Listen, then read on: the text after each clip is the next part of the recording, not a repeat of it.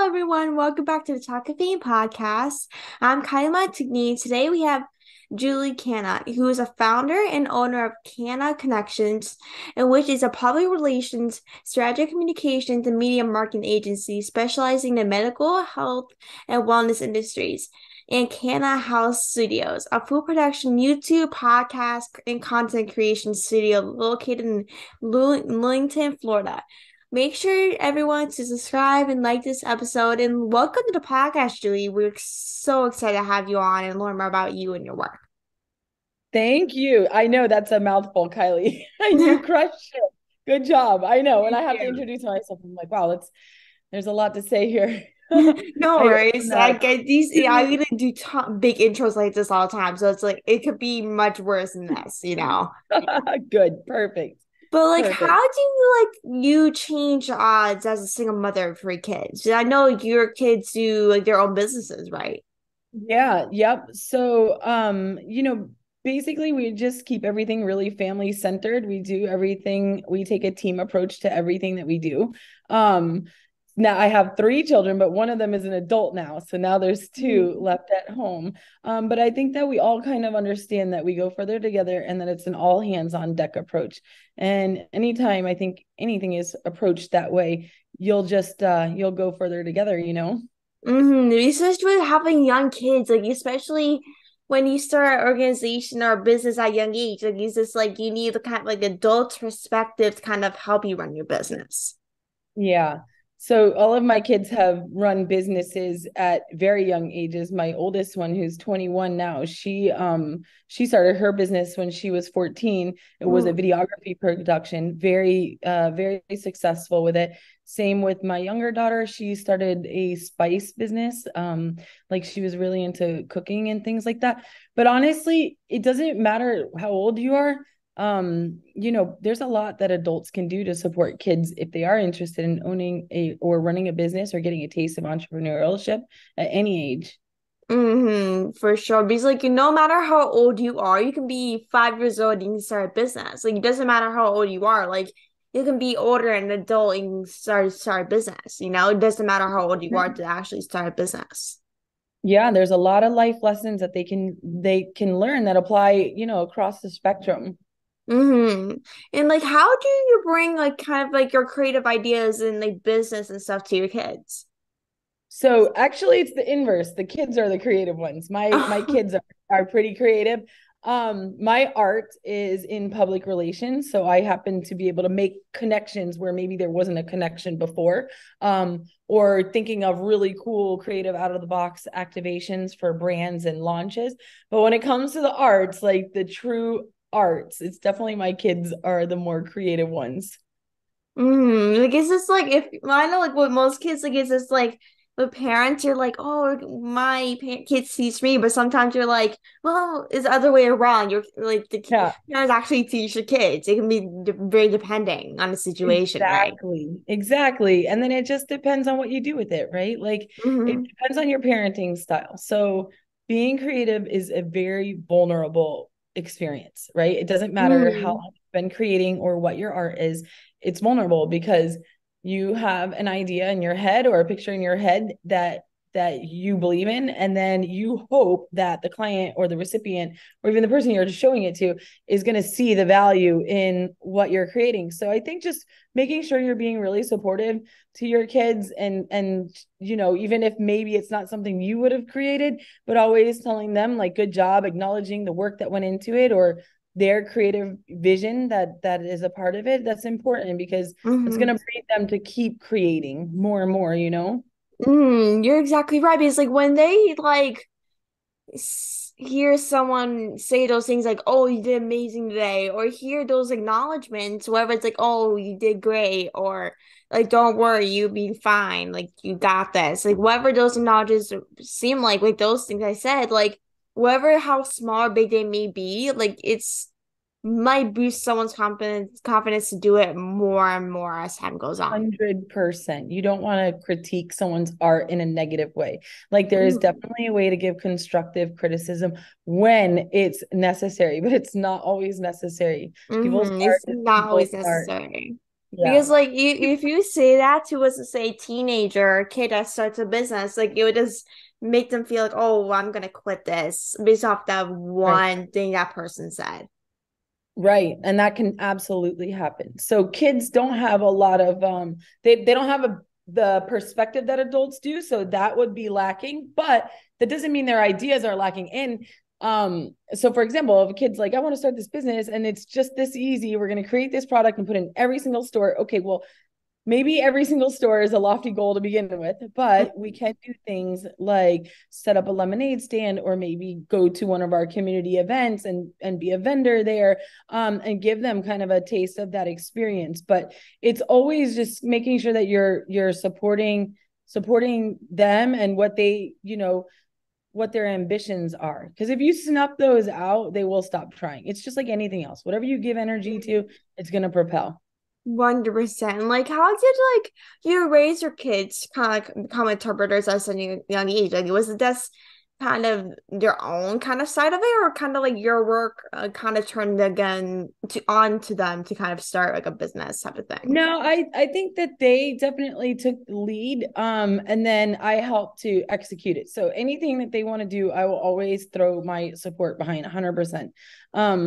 And I think entrepreneurship really just comes from having an encouraging, safe space where you can verbalize, hey, this is what I want to do.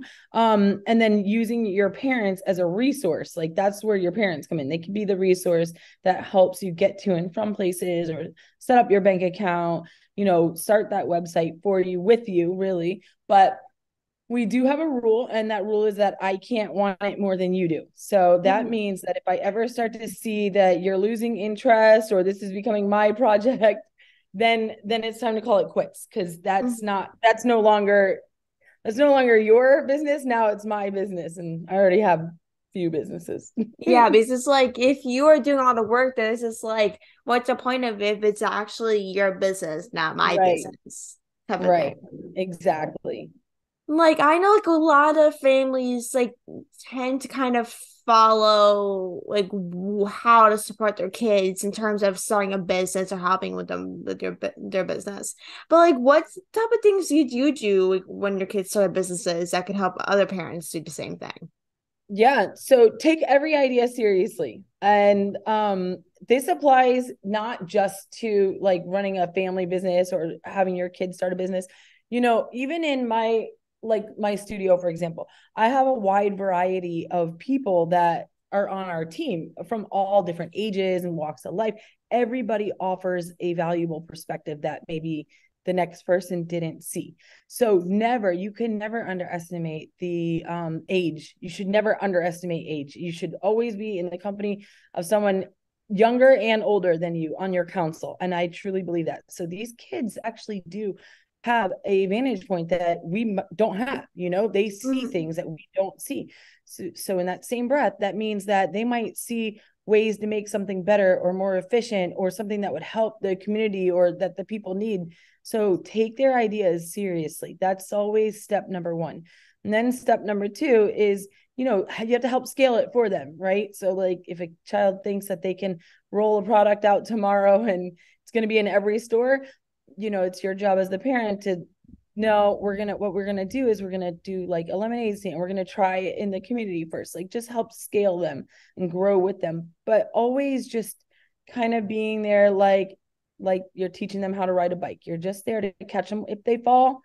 And honestly, letting them fall matters too. Like you have to let them fall. You have to Yeah. be able to see your children in uncomfortable situations. I've watched Mhm. my kids have to sell their own products and have conversations with adults at some of these like food and wine festivals. And sure, it gets uncomfortable sometimes for them. What kid does like speaking to like an adult? But they're in eye shot, so they're always safe. And it's good to teach them those kind of personal and interpersonal skills.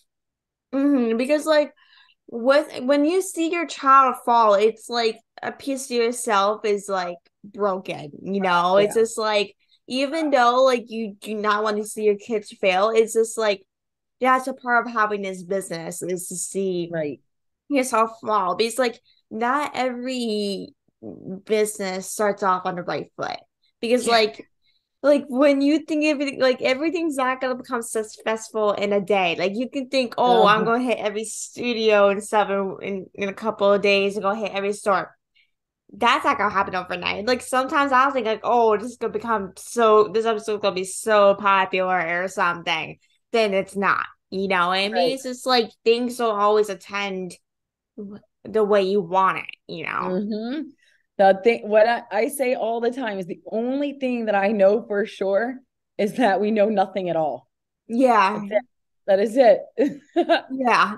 That it's just like sometimes we do not know nothing, No, honestly. Like we just correct. like sometimes we think we know it all, but sometimes most of the time we do Mm-hmm. not know anything. Correct.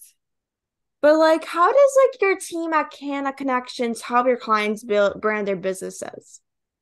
Yeah, that's a good question. So, people come to us, whether it's a small business or a large organization, and depending on which phase of branding they're in, right? So maybe it's a small business that doesn't have a lot of branding yet.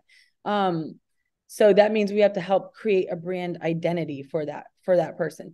Or let's say it's an established company that's been around a long time and they're going through a rebrand or they're looking to change their tone a little bit.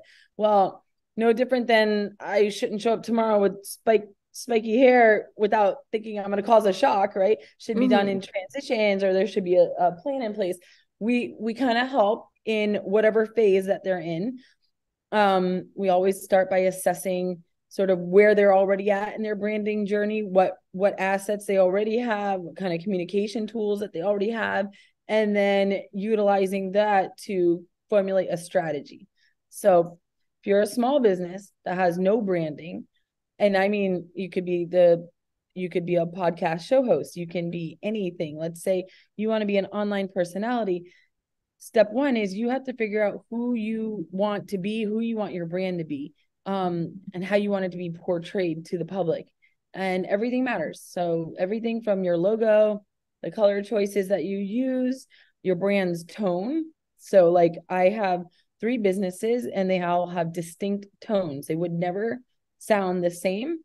And that's just because they serve different purposes, not for any other reason than Khanna Connections is authoritative. We work with medical health and wellness. So we're a little bit more of that authority tone. Khanna House Studios, we are a non-intimidating, come as you are, wholesome brand. So the tone of that brand is going to be a lot different as well. And then, it's when it comes to branding, it's really setting forth those rules so that anybody who's involved in your brand knows how to speak accurately, for, on behalf, and through your brand.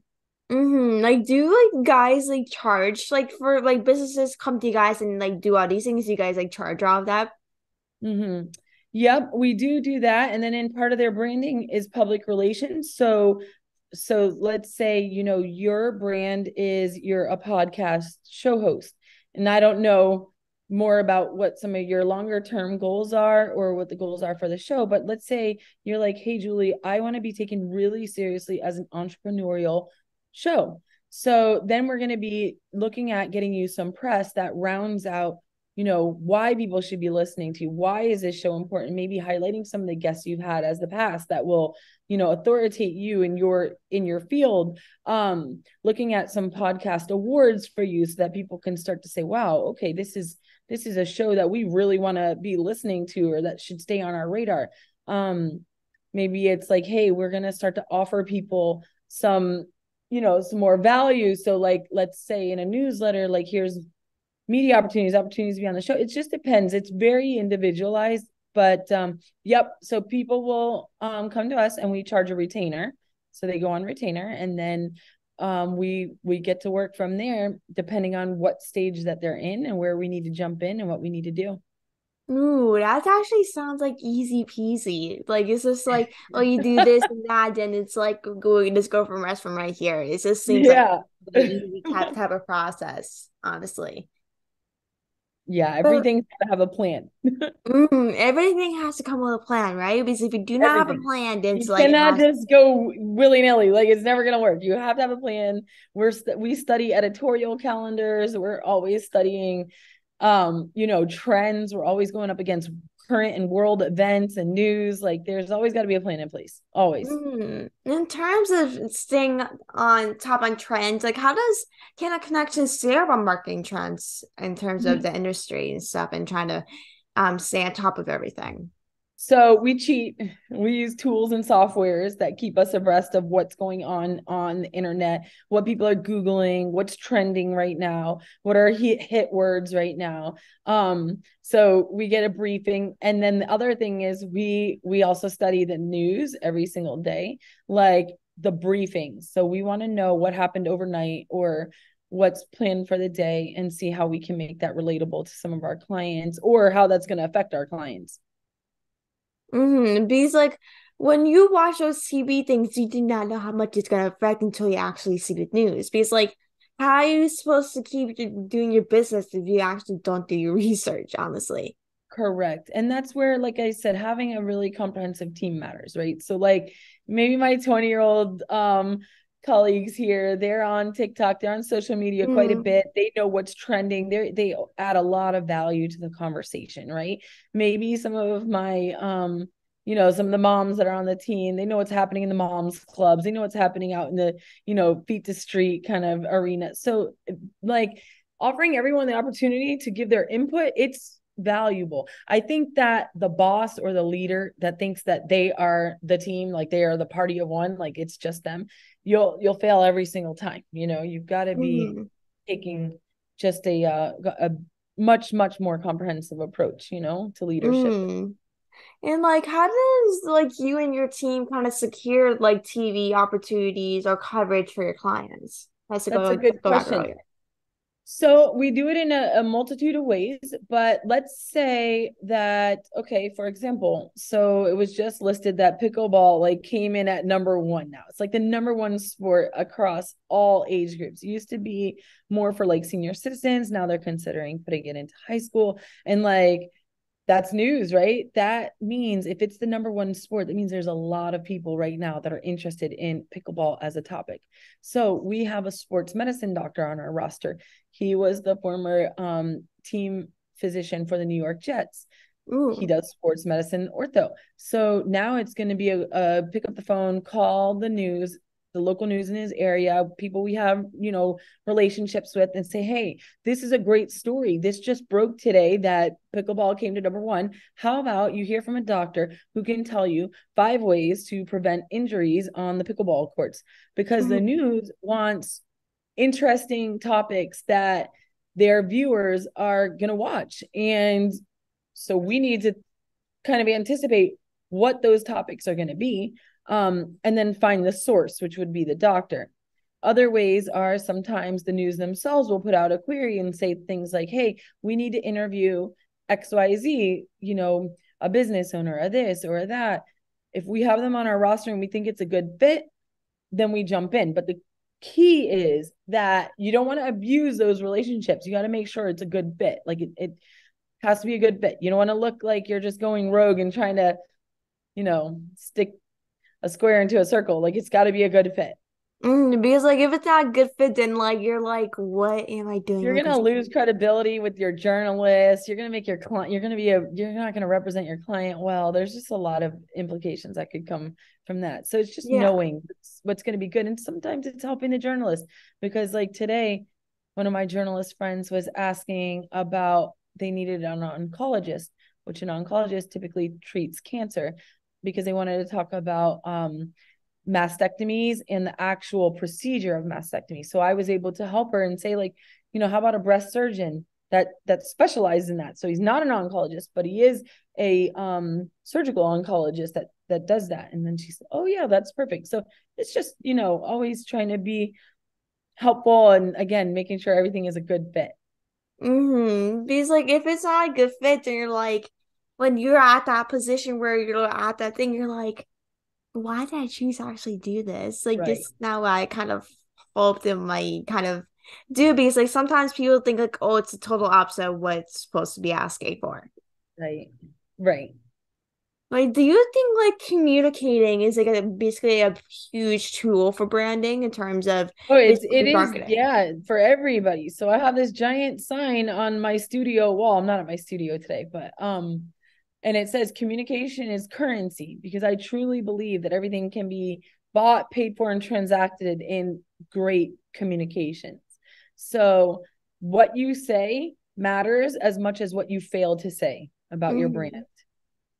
Because like the way like you communicate is just like when you not communicate, then people are probably like I need more information, but how are you supposed to give me information if you're not talking? How much you be you need to Right. figure out the way you communicate. Because communication is a big way to kind of help you like bring more awareness to what you're trying to do.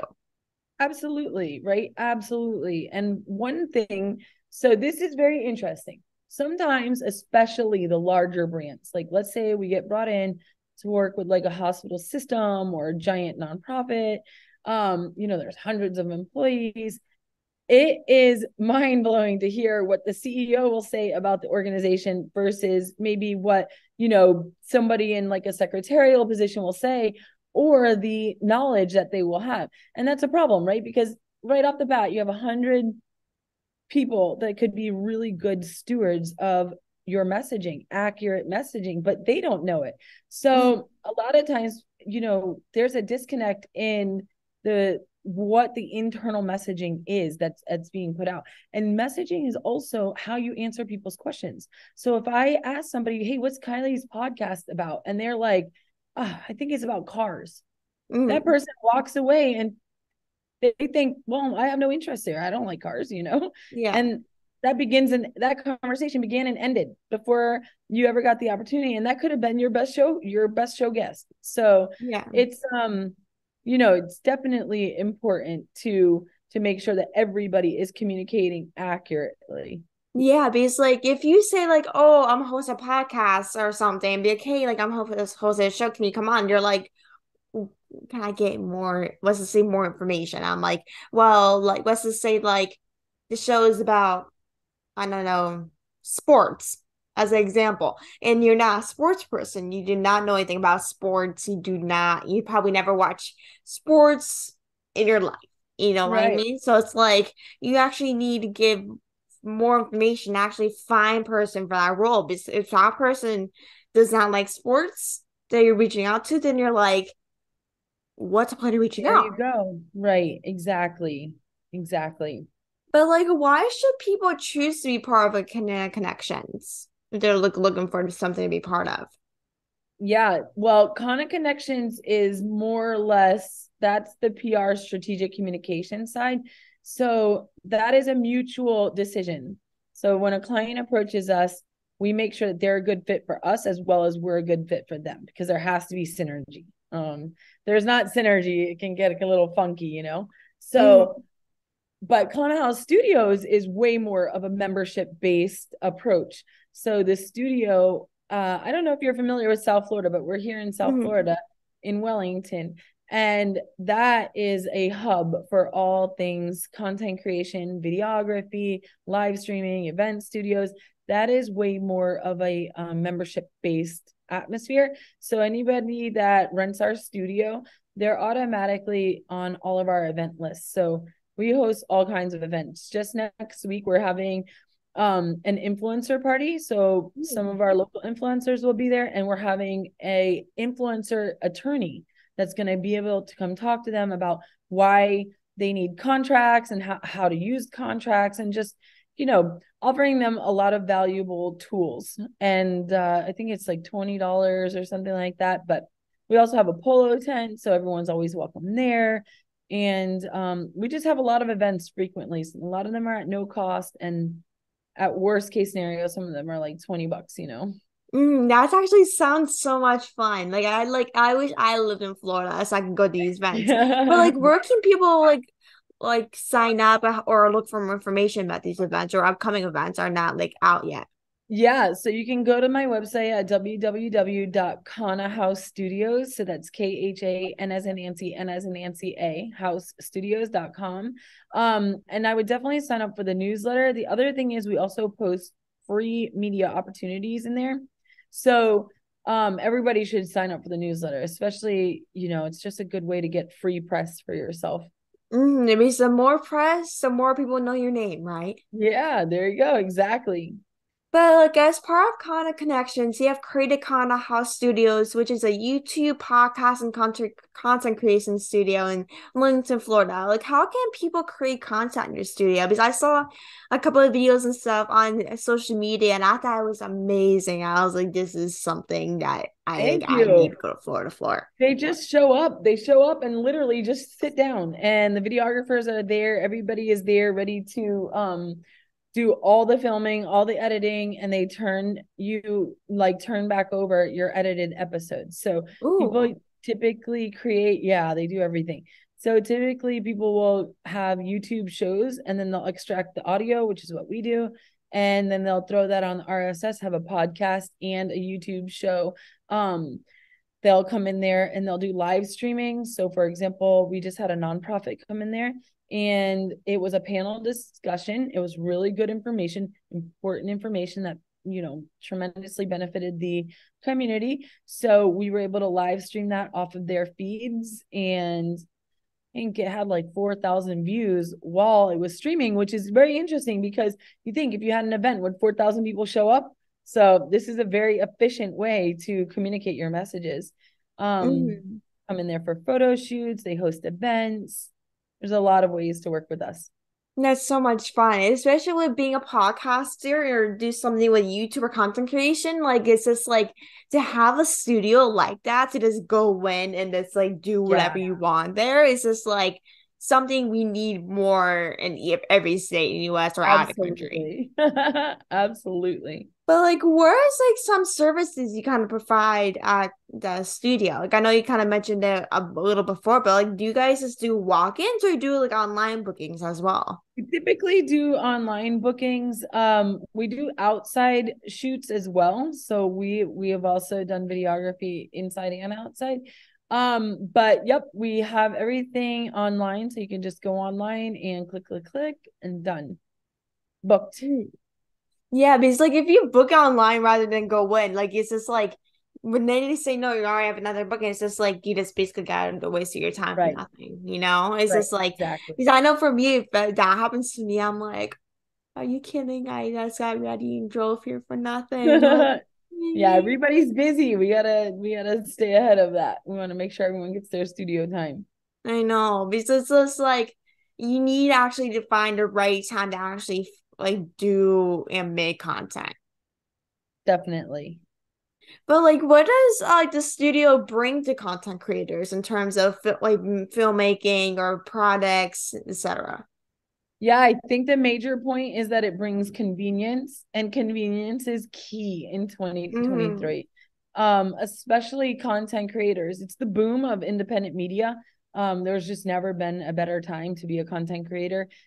So a lot of content creators have found their way of monetizing, and they're busy. They're business owners. They are business owners. Just because they're creating content doesn't mean they're not business owners. They are managing their brands, they're managing brand collabs. So to be able to have the convenience of us just wrapping up all their content literally like with a bow and handing it back to them. It's all done. It's all edited. Your lower thirds are all in there. All your handles, everything is done. We even offer services to post the content. So imagine you come in there, you create it, and then now it's already up and circulating. Like that's so nice. And that frees up Mhm. your time so you can manage your brand. Yeah, because like the more like you manage your brand and do it in this like studio, because I know content creation like you do all these things, like basically trying to brand someone's company or make TikToks to grow your following or YouTube or what type of content you make, whether it's like fashion or dancing videos or whatever it is. Like it's just always that type of branding you need to use to Right. actually promote your thing, whether it's brands, like your organization or business, like whatever works. Because like if they post you on your account and you post a couple things a day, like it's just like you are one step further than you were an hour ago. Right. Exactly. But like you are the editor in chief of the Wall PC magazine, a communist for Ask the Dogs and around Wellington, and contributor to USA Wire. Like that, like I'm so like surprised that you're doing all these things. Like, how do you like handle all these like with I your have a schedule? great team. That's how I have an excellent team. They are very, very talented. Um, and we do enjoy creating we enjoy being the news as much as we enjoy getting people on the news or in press. We enjoy journalism as well. Mm-hmm. So we try to always find, just like when we're pitching, we're always trying to find what is it that the public wants to hear? What do they want to learn more about? What do they want to know? What are the questions that are not being asked? Like the other night I had the opportunity to interview a Holocaust survivor, and Oh, his son, yeah, it was amazing. that's so um cool. his name was Mordecai Samuels, and they made a movie about him called I, Mordecai. So I got to interview him and his son. The son was the producer, director, writer for it all. And I asked him a question. I said, "Did you learn anything new about your dad that you didn't know before this process?" And he stopped and he said, "Oh, I don't think anyone's asked me that before." That is the money shot. That's what you want to hear. You want to be asking the questions that no one else has asked, Yeah. not the same routine questions that everyone else has. I mean, some questions are formality, you have to ask, but you really want to get to those questions where no one else has asked. And then I asked Mm. Mordecai, I said, if someone told 10-year-old Mordecai that he was going to be on a movie screen, what would he have said? And again, it was a question that no one had asked him. And his answer was amazing. He said it was a miracle, a dream come true. He would have never imagined being on the big screen. So we enjoy both. We enjoy being the news as much as we do reporting to the news, for the news, with the news. Right? It's just like when you're young, you never imagine what you're doing now. Yeah. But like to go with that question earlier, like, did you ever picture yourself doing your work like you're doing now with the studios and stuff? Like, did you ever imagine doing what you're doing right No, now? nope, I still have pinch me days. I'm like, can't believe this is mine. Can't believe it. But, again, we did it together. We do it together. It's us thing. We got a great Hmm. team. Very, very Yeah, blessed. and it's just like the team is always important in terms of big business. It's like Team is you the can't most do it on important your part. own. Yeah. The team's the most important part. And you have to also know how to cultivate a good team. You don't just Hmm. stumble upon them. There's a lot that goes into it, a lot that goes into the relationships and making sure that you're hearing your team, receiving their feedback, including their feedback. There's a lot. Giving them Hmm. autonomy, giving them creative freedom. Like that's another thing. Sometimes we have to create things and it goes in front of all of us. That's not easy. None of us think the same. If we did, that would Yeah. be so boring. So there are definitely times, some things I see that I'm like, oh, I don't know, but that doesn't mean what I think to be true is right. That doesn't make me Yeah. right just because I don't like it. Yeah, because like every person has different opinions. You do not have to like something, Right. you know? Because Correct. I know Yeah. other people might like it, but you might not because everyone has different like personalities in terms of what they like. Mm-hmm. And I have to lean on them sometimes, like, hey, what do you guys interpret with this, or what do you think about this, and hear them out, because my way is not always right. My interpretation is not always correct. That's the thing about art and being creative. It's so multidimensional. For sure. And like the last thing I have for you is what is some advice for interpreters or basically content creators that kind of want to get PR or build their personal brand? So, establishing your own identity first. A lot of times people have not taken the time to commit to discovering who they are online and who they want to be. And the person that they are online doesn't always match the person they are in real life, and that's okay. Sometimes people create avatars, especially content creators will do that to protect themselves, preserve themselves, right? They don't always want to be that person that they are on the camera as they are off the camera. That's fine. As long as they have that discussion with themselves and realize that, so that they don't create like internal turmoil. And the same goes for a brand. Like, you're probably not ready for PR if you as a brand aren't sure who you are or what you're trying to accomplish. There's a lot of things that have to take place before you're ready for PR. Yeah, basically, if you do not know its mission or what you're trying to do, then like, Right. why is Or the who point you of want to reaching out to speak to or connect organizations if you with. don't Correct. know? There's a lot. I meet brands all the time that tell me, when I ask them, like, who's your target audience? They say, everyone, anyone and everyone. No, that's not exactly true. Even if Yeah. they think it's true, it's not true. That's not true. And that is not going to take you far. Yeah, it's not gonna take you far because like you actually want to know who your target audience is. Like for Right. me, it's young kids. Like whether it's girls or boys. Like I aim for young kids. You know, there's a lot of adults that watch podcasts. I mostly aim for young kids because it's like kids need inspiration. You know what I Right. mean? It's just like no matter how old you are, you might be 18 watching this podcast. You know what I mean? Right. It's just like no matter how old you are, like what business you have to have that target audience and what you're trying to aim for. Absolutely. Listen, you are an excellent host and you should be very proud of yourself. This was a great podcast. I think it's gonna do. I know it's already doing well. I've already watched a few of your episodes before today, so it's good. I'm happy for you. Oh, you're so sweet. Thank you so much. Like your like businesses are amazing. And next time I'm in Florida and in South Florida, I'll definitely check the Yes, studios out. I definitely want to come stop by. So if I come down, I'll let you know. But I would it's love a that. pleasure to have you. You are terrific and doing so amazing things. And Thank if you or you. your kids need help at anything at all, with Oh, promoting or anything like that, or hosting, whatever it is, just let me know. I'll be happy to help. I really appreciate that. Thank you, Kylie. It was very nice. Of course. Have a You great have a rest of your great day. weekend. You Okay, you too. too. Bye. Bye.